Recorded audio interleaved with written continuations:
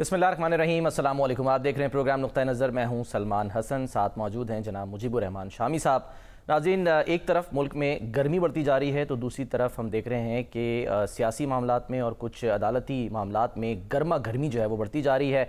आज हमने उसका एक जो है वो मुजाहरा देखा और वो था लाहौर में GPO चौक मॉल रोड, जहाँ पर दिन भर आज ये जगह मैदान जंग बनी रही।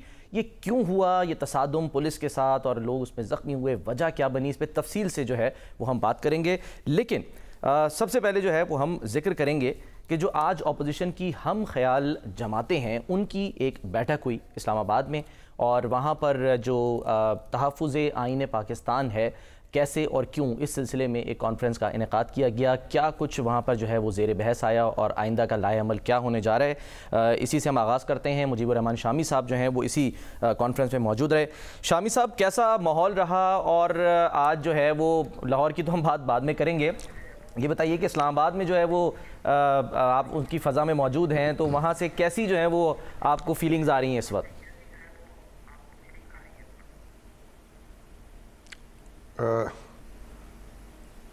देखें, जो ये तहरीक तहफ़्फ़ुज़ आईन पाकिस्तान है जिसको लीड कर रहे हैं महमूद ख़ान अचकज़ई साहब, और जिसमें सरगर्म हैं असद कैसर साहब, और PTI के साथ चंद दूसरी जमातें भी शामिल हैं, जैसे BNP है अख्तर मैंगल साहब की, और वहदतुल मुस्लिमीन है, और जमात इस्लामी अभी अगरचे शामिल तो नहीं हुई लेकिन इत्तेफाक ज़रूर कर रही है इसके मकासद से।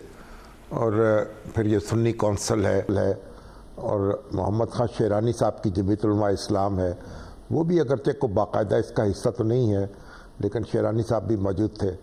तो बार ये सब जमातें जो हैं अब ये तहरीक चलाए हुए हैं कि पाकिस्तान का आइन जो है उसकी हिफाजत करनी चाहिए और पाकिस्तान के मामलात आइन के हवाले से चलाए जाने चाहिए। तो आज की ये जो कॉन्फ्रेंस थी एक मुकामी होटल में मुनक़िद हुई। अब वो भी मुझे तो आज मालूम हुआ ये कि जो सुप्रीम कोर्ट बार एसोसिएशन है वो उसने एक होटल भी बना रखा है इस्लामाबाद में। अच्छा। और उसका आसमा जहांगीर हाल ये तकरीब मुनक़िद हुई। वहाँ जमातों के वर्कर्स भी मौजूद थे और लीडर भी मौजूद थे। अब उमर अयूब साहब भी थे और हामिद ख़ान साहब भी थे और लतीफ़ कौसर साहब भी थे, गौहर साहब भी थे, शुएब शाहीन साहब भी थे, और लियाकत बलोच साहब भी, और शिबली फराज साहब भी, और फिर अखबार नवीस जो हैं और मीडिया पर्सनस जो हैं, एंकर पर्सन जो हैं, उनकी नुमाइंदगी भी थी। हबीब अकरम साहब थे, अजमल जामी साहब थे, अमीर अब्बास थे, नादिया मिर्ज़ा थी, मदर बरलास थे, मतलब ये सब लोग वहाँ मौजूद थे। और उन्होंने तकरीरें भी की, और ज़ाहिर है कि जब तकरीरें होंगी तो फिर धुआंधार होंगी और अपने अपने जज्बात का इज़हार भी होगा, गम गुस्से का इज़हार भी होगा। और उमर अयूब साहब ने तो सबसे तवील तकरीर तो उन्हीं की थी, और उन्होंने ये कहा कि हम जो DGISPR की प्रेस कॉन्फ्रेंस है उसको हम मुस्तरद कर रहे हैं और हम चाहते हैं कि कमीशन बनाया जाए, लेकिन वो फिर आर्मी पब्लिक स्कूल के मामले में भी कमीशन बनाया जाए, और दूसरे कई मामलात जो हैं उन पे भी कमीशन बनाया जाए, और ये 9 मई के हवाले से भी कमीशन बनाया जाए, और फिर जो 14 का धरना है 2014 का उस पर भी बना लें। तो बहरहाल फिर उन्होंने तफसील बताई कि किस तरीके से उनके ख़िलाफ़ मुकदमात बनाए गए हैं। यानी एक मुकदमा तो ये है कि फैसलाबाद में उन्होंने जाकर एक मोटरसाइकिल चोरी कर ली। अच्छा। एक असद कैसर साहब पर मुकदमा है कि उन्होंने एक अल्ट्रासाउंड मशीन जो है उसका कोई पुर्जा चोरी कर लिया। तो ये इस तरह के बेसरोपा मुकदमात कायम किए गए हैं, और उन्होंने कहा कि हम आग का दरिया अबूर करके जो है हम यहाँ पहुँचे हैं। गुज़श्ता 1 साल जो है हमें बड़ी मुश्किलात का सामना करना पड़ा है, तो उसकी तफसील बयान की। और दूसरे जो जमात थे उन्होंने भी अपनी अपनी बात की, और हामिद ख़ान साहब ने हमारी तारीख़ पर रोशनी डाली कि आइन की अहमियत क्या है, और फिर लियाकत बलोच साहब ने ये बात कही कि हमें सियासी जमातें जो हैं उनके दरमियान मुफाहमत होनी चाहिए। और मैंने भी कुछ गुफ्तगू की। अच्छा। तो उसमें बुनियादी बात यही थी कि जो कुछ इंतखाबात के दिन हुआ है या जो कुछ 9 मई के बाद हुआ है वो तो हम सब के सामने है ना। जो शिकायत हैं, جو سوالات ہیں، جو اعتراضات ہیں، جو خدشات ہیں، وہ تو سب کے سامنے ہیں، اور جو کچھ بھی ہوا ہے اس پہ تو ہر شخص اظہار خیال کر سکتا ہے، اس کی وجوہات بھی بیان کر سکتا ہے، لیکن معاملہ یہ ہے کہ ان چیزوں کا خاتمہ کیسے ہو. ہم اپنے جو گاڑی جو ہے اپنے سیاست کی اس کو دوبارہ پٹری پر چڑھائیں. ہفتے کے روز جو گزرا، میں سوری انٹرو، ہفتے کے روز بھی جب آپ گفتگو کر رہے تھے، یہی جو رہنما تھے اسد قیصر صاحب، اچکزئی صاحب، تو میں ظاہر وہاں پہ موجود تھا، سن یہی رہا تھا، دیکھ رہا تھا کہ آپ یہی بات کرتے کہ جی تلخیوں کو ختم کیا جائے، انہیں کم کیا جائے، ایک دوسرے کا جو خوف ہے جماعتوں کو، اس خوف کو ختم کیا جائے. تو اب آج اگر وہ اس طرح کی گفتگو، جی شامی صاحب جی. تو بنیادی بات تو یہی ہے نا کہ آپ ایک مفاہمت چاہیے وسیع تر، اور تمام اہل سیاست جو ہیں وہ اکٹھے ہوں اور ایک مفاہمت آپس میں پیدا کریں، ایک دوسرے کو برداشت کریں، اور پھر ظاہر ہے کہ جب وہ اکٹھے ہوں گے، کسی ضابطۂ اخلاق پر عمل پیرا ہوں گے، انتخابات کا انعقاد جو ہے، منصفانہ انتخابات کا انعقاد جو ہے اس کو یقینی بنائیں گے، اور کسی بھی دھاندلی میں حصہ دار بننے سے انکار کریں گے، تو پھر ہم ایسا ماحول پیدا کر سکیں گے نا جس میں آئین کی بالادستی ہو. اور اب یہ اصل سوال تو یہ ہے، اب اس وقت جو عمران خان صاحب ہیں وہ اپنی جگہ سوچ رہے ہیں، اور دوسری سیاسی جماعتیں جو ہیں وہ اپنی جگہ بیٹھی ہیں، دونوں کے درمیان تناؤ ہے، اور وہ جو ان کے مخاصمت ہے وہ کم ہونے میں نہیں آ رہی، اور مخاصمت کم نہیں ہوگی تو پھر ہم یہ آئین کی بالادستی کا نعرہ بھی نہیں لگا سکیں گے، اسے حاصل بھی نہیں کر سکیں گے. اور بنیادی بات دیکھیں، اس میں تو اب کوئی شبہ نہیں نا کہ پاکستان جو ہے اس کا آئین جو ہے بار بار تاراج ہوا ہے، منسوخ ہوا ہے، معطل ہوا ہے، اور اس سے پاکستان کی سالمیت کو نقصان پہنچایا ہے. اور آج بھی جو پاکستان ہے اس میں اگر آئین بالادست نہیں ہوگا، اس میں ایسے انتخابات نہیں ہوں گے جن پہ فریقان متفق ہوں، اور ایک سیاست کا کھیل جو ہے کھیل کی طرح کھیلیں، جنگ کی طرح نہ کھیلیں، تو جب تک یہ طے نہیں کر لیتے پھر ہم آگے نہیں بڑھ سکیں گے. تب ظاہر ہے کہ یہ بھی بات ہوئی کہ معیشت جو ہے اس کو بہتر بنانے کے لیے سیاسی استحکام کی ضرورت ہے. اب سیاسی استحکام جو ہے اس کے لیے پھر ایک مفاہمت کی ضرورت ہے، اور اس مفاہمت تو ملک کی مشکلات میں اضافہ ہوتا چل جائے گا. تو بہرحال اس طرح ابھی انہوں نے کہا کہ اس طرح کی کانفرنسیں جو ہیں ملک کے مختلف شہروں میں اور مختلف حصوں میں منعقد ہوں گی. اب اس کا جو محمود خان اچکزئی ایک بڑے پرانے سیاسی رہنما ہیں، ان کے والد محترم عبدالصمد خان اچکزئی جو تھے وہ بھی ایک بر صغیر کے ایک بڑے ممتاز سیاسی رہنما تھے، اور ان کو بھی وہاں بلوچستان میں شہید کر دیا گیا بھٹو صاحب کے دور میں. تو اب یہ جو ہم نے اب بلوچستان میں جو صورتحال ہے، جو پنجاب میں ہے، جو KPK میں ہے، اب یہ ساری چیزیں اگر ہم مد نظر رکھیں تو ہم اپنی سرزمین جو ہے اس میں قانون اور آئین کی بالادستی برقرار رکھنے کے لیے اور قائم رکھنے کے لیے ہمیں سر توڑ کوشش کرنا پڑے گی. تو اصولی طور پر تو اس سے کوئی اختلاف نہیں ہو سکتا. عملی اقدامات کی جو ضرورت ہے، ہاں البتہ ان کی بات مختلف ہے، اور اگر یہ سب لوگ ایک دوسرے کے ساتھ یعنی اچھا سلوک نہیں کریں گے، حسن سلوک نہیں کریں گے، ایک دوسرے کا خوف دور نہیں کریں گے، بلکہ ڈراتے رہیں گے، ایک ہی حکومت ہوگی تو دوسرے جو ہیں جیلوں میں ٹھونسے جائیں گے. اب دیکھیے عمران خان صاحب کی حکومت تھی تو شاہد خاقان عباسی کے ساتھ کیا ہوا، نواز شریف صاحب کے ساتھ کیا ہوا، احسن اقبال کے ساتھ کیا ہوا، سعد وفیق کے ساتھ کیا ہوا. یعنی ایک لمبی لائن ہے نا کہ لوگ. اب پھر ہمارے میر شکیل الرحمان جو ہے ان کے ساتھ کیا ہوا، بے سروپا مقدمات میں مہینوں لوگ جو ہیں جیلوں میں رہے، اور پھر یہ نیب کا جو قانون تھا اس کے تحت لوگوں کا جینا حرام کیا گیا. اور اب پھر آج دیکھیں آج عمران خان صاحب جیل میں ہیں اور کئی مقدمات ان پہ قائم ہیں، ان میں سے بعض بڑے بے سروپا ہیں، لیکن بہرحال اچھا شامی صاحب میں سوری انٹرپٹ آپ کو کر رہا ہوں، یعنی اگر یہ اس کانفرنسز کا ہی سلسلہ جاری رہتا ہے جیسے آپ کہہ رہے ہیں، تو یہ ہم کسی تحریک کی صورت اس کو اختیار کرتا دیکھیں گے کبھی کسی سٹیج پہ؟ مولانا فضل الرحمان صاحب جن کے لیے کوئی آپ کو لگتا ہے کہ سافٹ کارنر ابھی ہے؟ مولانا تو کہہ رہے ہیں کہ جی ہم نے تو کبھی شخصی طور پہ کسی کی جو ہے نا وہ دل آزاری نہیں کی، کوئی بری زبان استعمال نہیں کی، تو وہ ایک دو لوگوں کو چھوڑ کے وہ تو کہہ رہے ہیں جو ہم سے ملنے آئے تھے نا، مولانا صاحب کہہ رہے ہیں جو ہم سے ملنے آئے تھے ہم انہی کو پی ٹی آئی سمجھتے ہیں، باقی کوئی بھی کوئی بات کرتا رہے. تو آپ کو لگتا ہے کہ ان کی شمولیت سے جو ہے وہ فرق پڑ سکتا ہے اس تحریک پہ؟ دیکھیے مولانا کی شمولیت سے یقیناً فرق پڑے گا، لیکن ابھی شمولیت ان کی اتنی آسان بھی نہیں ہے. اور مولانا جو ہیں ان کی اپنی شکایات ہیں. وہ تو کہتے ہیں کہ انتخابات میں مسلسل دھاندلی ہوتی رہی ہے، اور مولانا کا تو خیال یہ ہے کہ ان کی جماعت جو ہے ان کو ٹارگٹ کر کے ہرایا گیا ہے. حالانکہ ایسے ادوار بھی تو گزرے ہیں نا کہ جہاں یہاں JUI جو ہے اس نے بڑی نشستیں حاصل کی ہیں.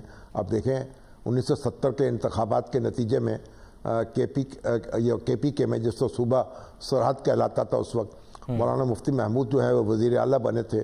اور پھر بلوچستان کی جو حکومت تھی عطاء اللہ مینگل صاحب کی، اس میں بھی جمعیت علماء اسلام شامل تھی. پھر اس کے بعد آپ نے دیکھا کہ مولانا جو ہے خود فضل الرحمان وہ قائد حزب اختلاف بنے پرویز مشرف کے دور میں، اور پھر انہوں نے جو صوبائی حکومت تھی اکرم دورانی صاحب وہاں وزیر اعلیٰ بنے. تو ایسی بات نہیں ہے کہ مسلسل ان کو ٹارگٹ کیا ہو. انتخابات پاکستان میں اچھے بھی ہوئے ہیں اور منصفانہ بھی ہوئے ہیں، اور لیکن دھاندلی کی شکایات بھی ہیں، لیکن تھوڑی بہت دھاندلی تو ہر انتخاب میں ہو جاتی ہے.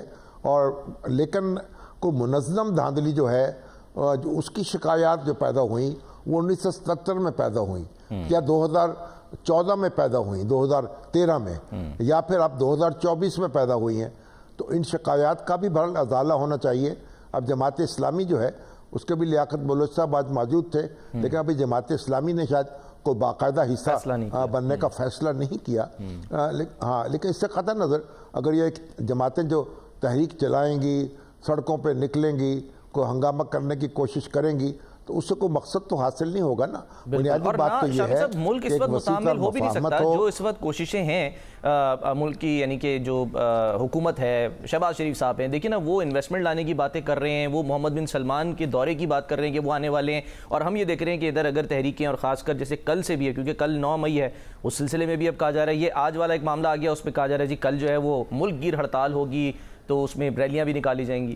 متعامل ہو سکتا ہے سر؟ دیکھیے اب ہماری سیاست جو ہے وہ تو اپنے انداز میں چلتی ہے نا، کہ دریا کو اپنی موج کی طغیانیوں سے کام، کشتی کسی کی پار ہو یا درمیان رہے. اپوزیشن تو پرواہ نہیں کرتی اس بات کی کہ بھائی نقصان کیا ہوگا، معیشت کو کیا نقصان پہنچے گا. وہ تو اپنا ایجنڈا جو ہے اور اپنے جو مطالبات ہیں اس میں مگن رہتی ہے. تو بہرحال اپوزیشن کی بات بھی تو سننی چاہیے، لیکن بنیادی بات یہ ہے کہ یہ ایک یعنی یہ وسیع تر مفاہمت کی ضرورت ہے. اور جب یہ سیاسی جماعتیں ایک دوسرے کو برداشت کریں، اقتدار کی جس کے ایک کے پاس اقتدار آ جائے. جمہوریت میں اقتدار جو ہے وہ آنی جانی چیز ہوتا ہے. آج ایک کے پاس ہے، کل دوسرے کے پاس ہوگا. اور دستور کی کون سی دفعہ ہے جو یہ کہتی ہے کہ بھئی ایک دوسرے کا جینا حرام کیا جائے اور ایک دوسرے کو زندہ رہنے کا حق نہ دیا جائے؟ تو یہ بھی تو ہمیں جمہوری رویے بھی تو اپنانے ہوں گے نا.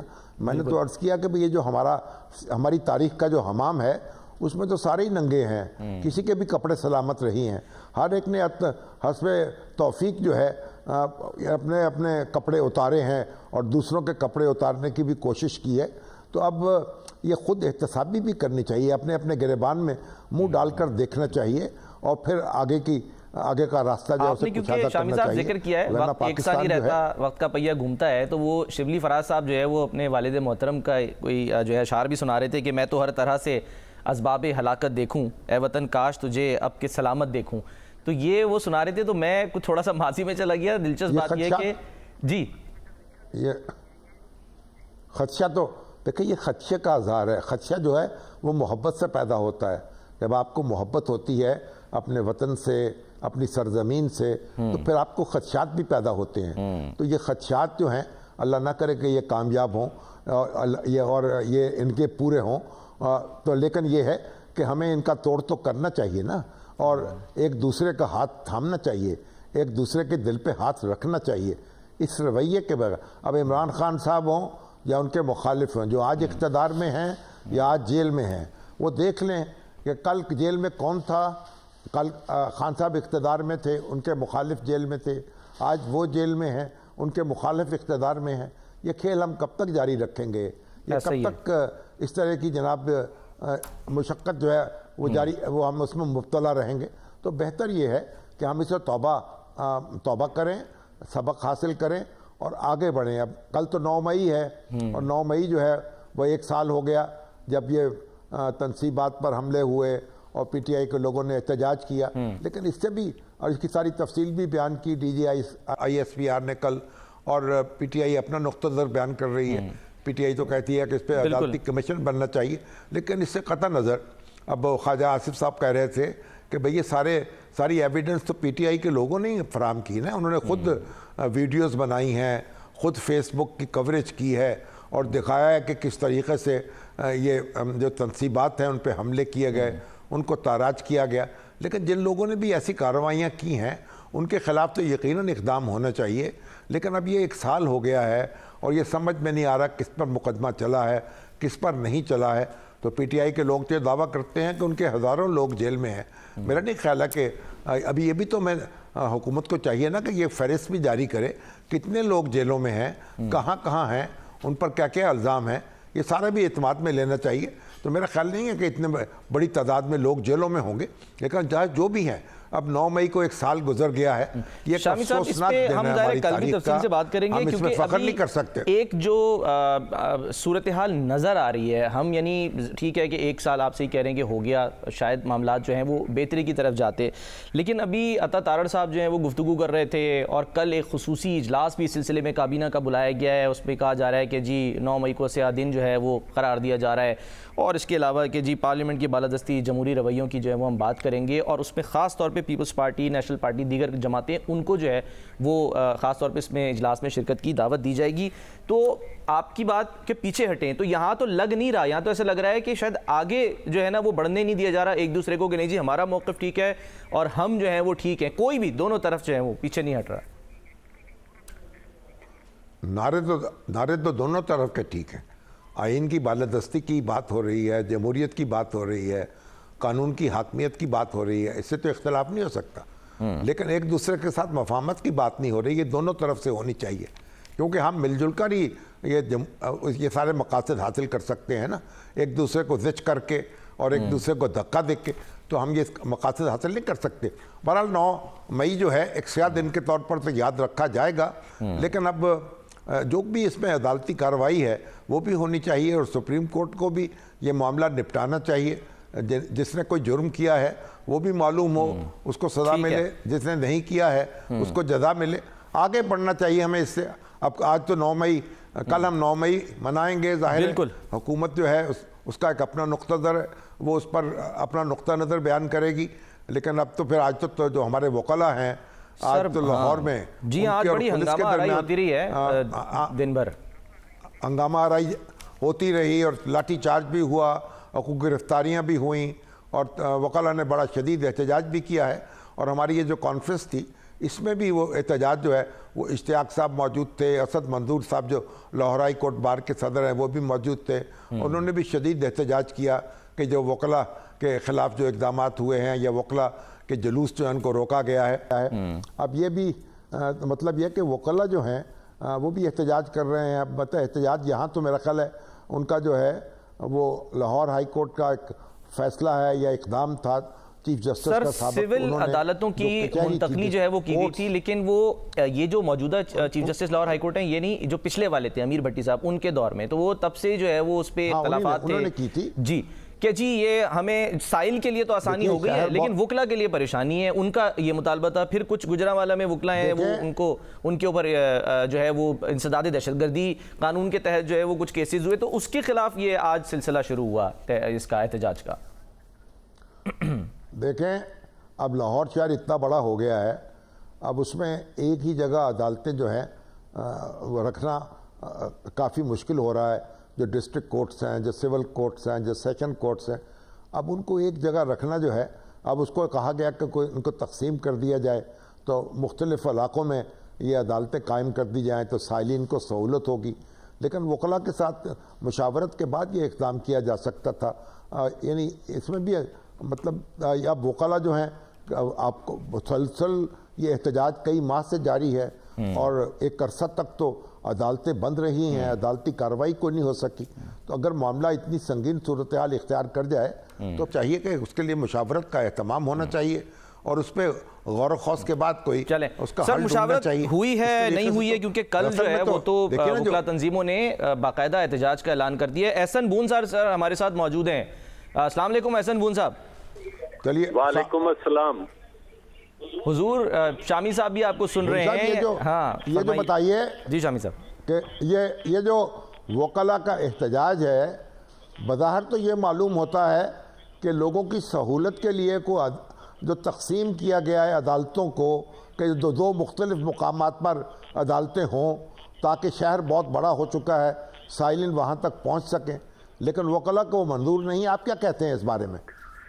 یہ شامی صاحب آپ کا نقطہ نظر ہو سکتا ہے, چونکہ آپ ایک بڑے منجے ہوئے ہمارے بزرگ, ہم تو آپ سے چاہ رہے ہیں کہ آگاہی ہو, آپ اس کی تفصیل بیان کریں. ہاں جی. میں اسی لیے میں یہ سمجھتا ہوں کہ وکلا ہمیشہ عدالتوں کا احترام کرنے, آئین کی بالادستی کے لیے قانون کی عملداری کی بات کرتے ہیں. اگر کوئی مطالبہ ہے, اس کے جائز حق, اس کے خرافات کیا ہیں, اس کے فوائد کیا ہیں, وہ بیٹھ کے باتیں ہو سکتی ہیں. لیکن اگر وکلا پرامن طریقے سے کوئی کرتے ہیں, پروفیشن کرتے ہیں, تو اس کو جس طرح آج محترم chief justice Lahore high court کے حکم پہ نہتے وکلا پہ جتنا لاٹھی چارج کیا گیا, جتنی گیس پھینکی گئی, میں تو یہ امیجن ہی نہیں کر سکتا کہ مطلب because I was also the victim of that shelling. تو یہ ایسا سلوک وکلا کے ساتھ نہیں. محترم چیف جسٹس نے تو حکم نہیں دیا ہوگا نا, انہوں نے تو حکم نہیں دیا ہوگا, تو پولیس نے کارروائی کی ہے نا. نہیں, میں آپ سے کہہ رہا ہوں, میں بڑے وثوق سے کہہ رہا ہوں کہ ہم نے انہیں صرف یہ کہا کہ ہم پرامن طریقے سے, میں نے کہا کہ جو عدالت پہ حملہ کرے گا وہ غدار ہے وکیلوں کا, اور ہم سیدھے اپنے بار روم میں جائیں گے, بار روم میں اجلاس کر کے ختم کر دیں گے. انہوں نے کہا جی ہماری نوکری کا سوال ہے, ہمیں چیف جسٹس صاحب جو ہیں وہ ٹرمینیٹ کر دیں گے, ہمیں سزا دے دیں گے, ہمیں فلاں کر دیں گے. اب جو یہ صورتحال ہو, اور چیف جسٹس صاحب تو آپ ہائی کورٹ کے اندر جلوس نکالنا چاہتے تھے جا کے؟ نہیں, ہمیشہ یہ ہوتا ہے کہ جب بھی ہم ایک بار روم سے شروع کرتے ہیں تو دوسرے اپنے بار روم میں جا کے اجلاس کرتے ہیں اور ٹرمینیٹ کرتے ہیں. اب یہ بات جو ہے وہ ہائی کورٹ کے کورٹ پریمسز سے بالکل ڈیفرنٹ.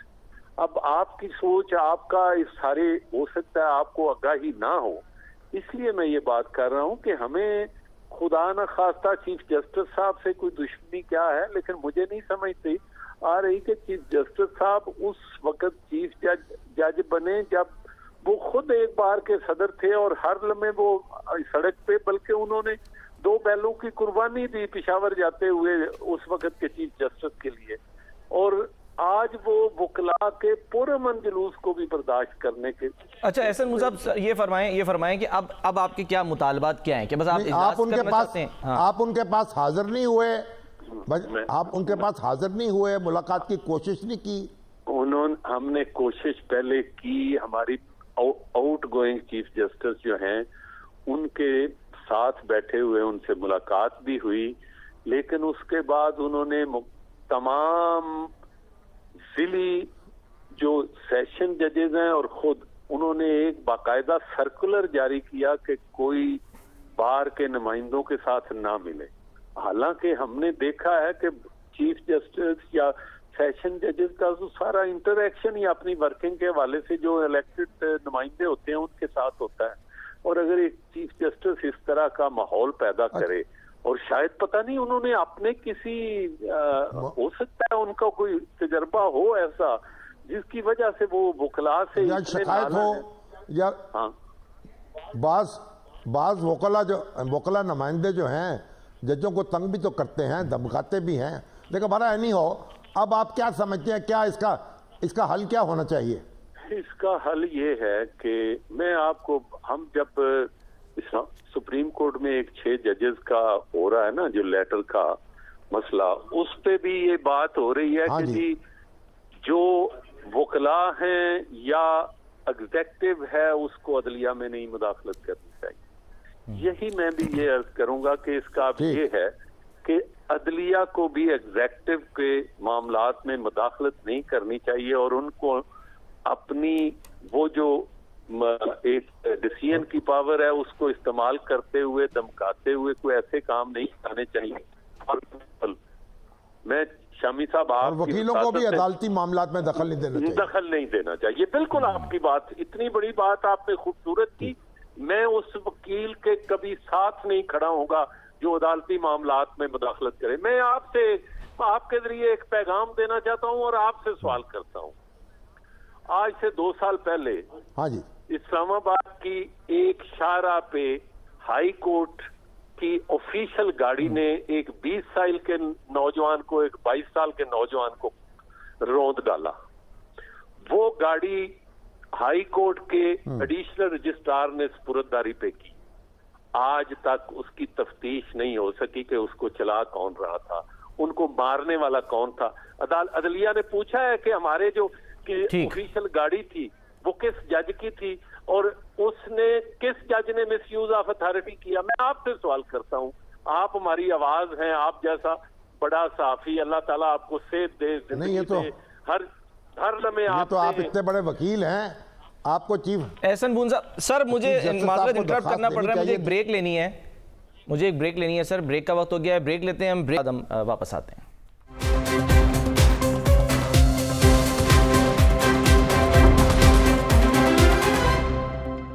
Welcome back. شامی صاحب, سر آپ نے ایک دفعہ جو ہے وہ اس بات کا ذکر کیا تھا کہ بانی جو پی ٹی آئی ہیں وہ کانوں کے کچے ہیں.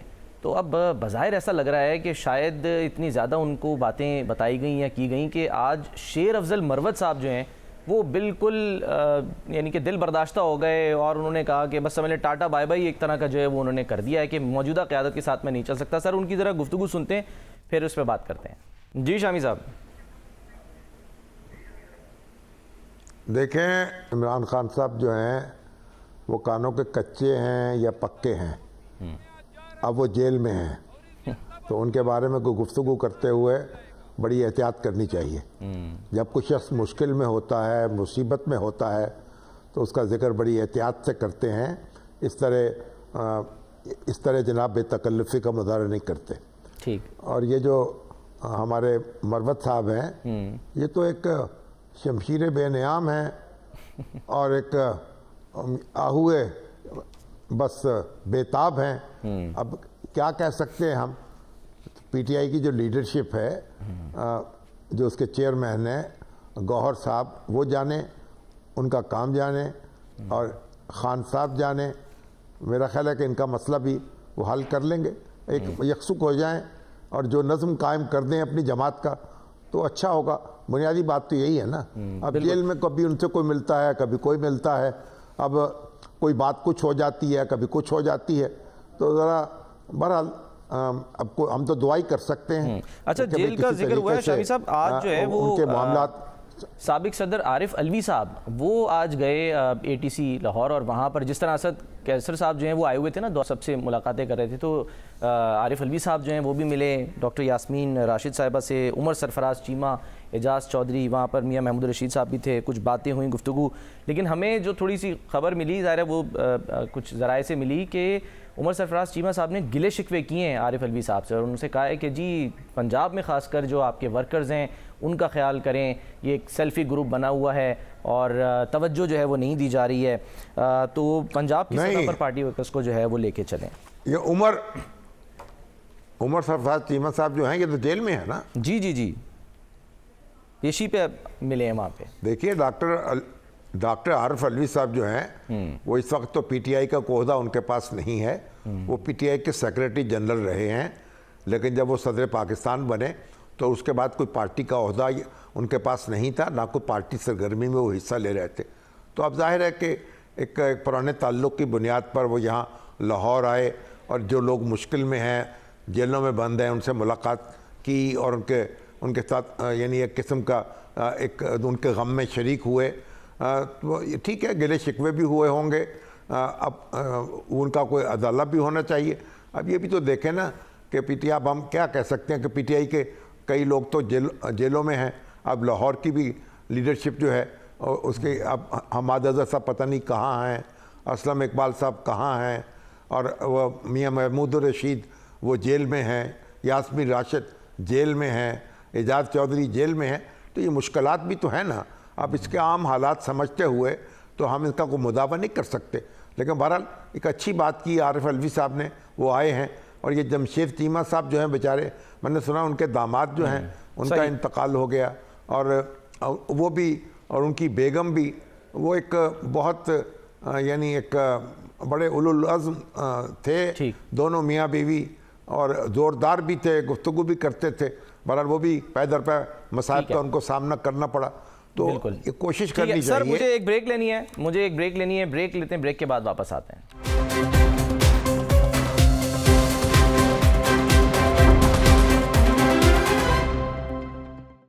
پروگرام کا وقت ختم ہوتا ہے. ناظرین اپنا خیال رکھیے. اللہ حافظ.